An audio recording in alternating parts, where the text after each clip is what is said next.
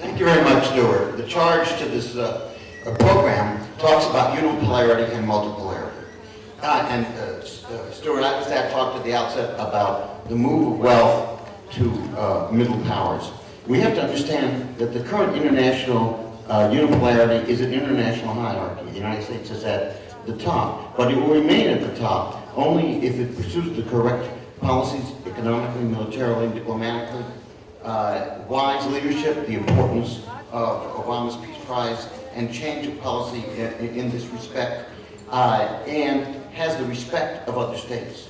Now, the problem and challenge for the Jewish people, it seems to me, is to bolster the United States. And Israel, as we have just heard, has fairly good relations with most of the middle powers, India, China, Germany, Russia, Britain, Russia, Japan. Here, Israel has been quite successful, much less successful on the lower levels of the international hierarchy. Many developing states that are radical, anti-democratic, and the non-governmental groups like Hamas and Hezbollah that go along with them. So what is our challenge? Our challenge is to bolster the United States, not at the expense of the middle powers, but for its ability to do good in the world, which will be good for Israel and provide a safer position for Israel. 7 points. First, we see in the exhibition here and the talks, plenaries, and conversations, the importance of Israeli inventiveness, innovation, high technology, where Israel in many areas is first in the world. But here we hear about Israeli industries, the accomplishments of Israeli industries. I want to challenge here today in this room, at this conference, Israelis to start thinking about new industries for the United States and other friendly countries, developing programs that will provide jobs to Americans, Europeans, and others. This will not only strengthen relations with these countries, but will turn around this very weak recovery from the economic recession. I think that Israelis have the inventiveness to do it. They have to think in different terms. They are creating, as we have heard, new kinds of technologies. Now let's use them to create jobs not only in Israel, but elsewhere around the world as well, especially in the United States. 2, I think that global warming is a critical area that has been often cited. Israel is already at the forefront, as we heard last night, of alternate energies. Prime Minister Netanyahu proceeds very wisely, in my opinion, to move even further.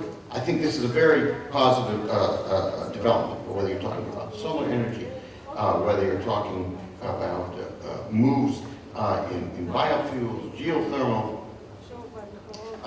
wind, you're talking about water, which is so critical. We must prevent water wars, or this international hierarchy will get worse from the perspective of the United States and the middle powers.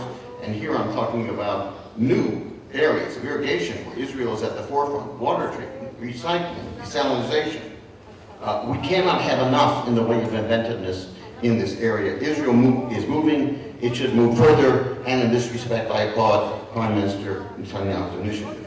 Third, Iran. In this room, at the last conference, Edward and Litvak and I had an argument about bombing Iran.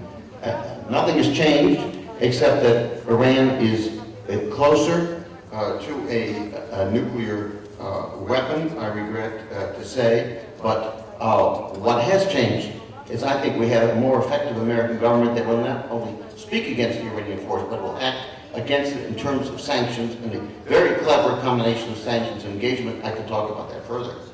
But it seems to me that Israel has a role to play, and it's not in bombing Iran, but is preventing Iran from weaponizing by covert intelligence, and Israel has been credited as one of the key countries that helped to discover the second Iranian nuclear facility. We need more of that. We also need more inventiveness in sanctions. Sanctions can abate the Iranian nuclear march. We need cleverer sanctions. We need new ideas. The President Obama is committed to those ideas. Israel can help provide them and help in this stabilization of the international hierarchy. My My fourth point is in the area of anti-terrorism.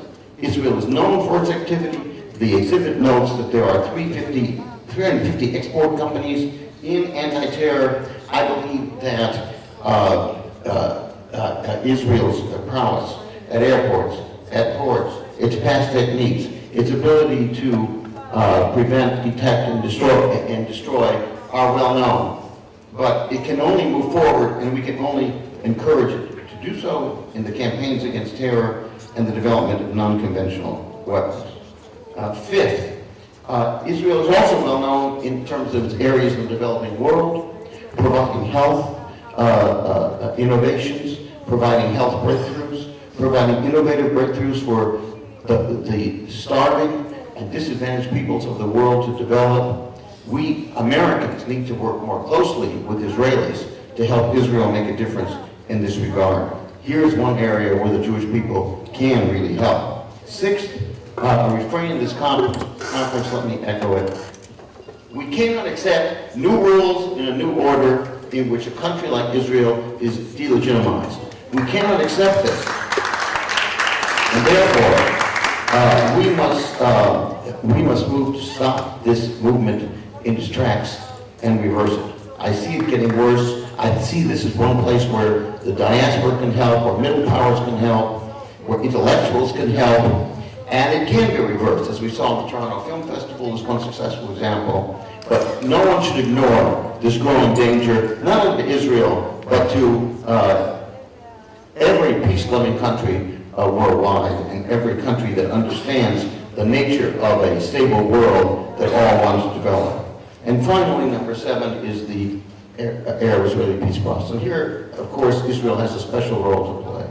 I do not suggest that Israel sacrifices critical interests, but in no way can the problems of domestic politics be used to sacrifice Israel's security and Israel's movement. Here I talk about settlements in particular, and I think every Israeli has to ask, is freezing settlements, for example, not dismantling them, not permanently, is this a danger to Israeli security, or does it abet and enhance the ability of Israel to help develop this stable international hierarchy of which I speak, and which is so important to Israel's future? And my answer, of course, is that Israel can make a difference here because Israel is so centrally located. Not to sacrifice its own security, but to abet its own security. And here, the making concessions may be the most effective means of promoting the effectiveness of the United States as a leader and the future security and resistance of the state of Israel. A balance between diplomacy and technology. Technology, Israel excels. Diplomacy is not always at the forefront, but a proper balance and a clear vision of the kind of world that we are trying to create and the challenges that we face. And a bolstering of the United States through these 7 measures is the challenge that we face today, now, the weeks, months, and years ahead. Thank you.